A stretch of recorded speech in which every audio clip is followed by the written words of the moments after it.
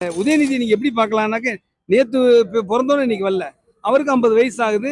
அவர் ஒரு 20 வருஷம் அரசியல்ல வந்து கவனிச்சுக்கிட்டு தான் வர்றாரு. தொடர்ந்து 10 வருஷமா தீவிர அரசியல் இருக்காருங்க.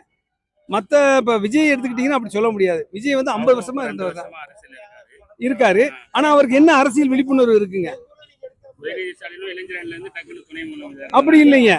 துணை முதலமைச்சர் ஆனாலும் அவருடைய ஜெனரேஷன்ல வந்து அவர் ஜீன்லயே வந்து அரசியல் பாரம்பரியம் இருக்குங்க. சோ அவர் வந்து எல்லாத்தையும் தன்னை வந்து அடாப்ட் பண்ணிக்கிறாரு.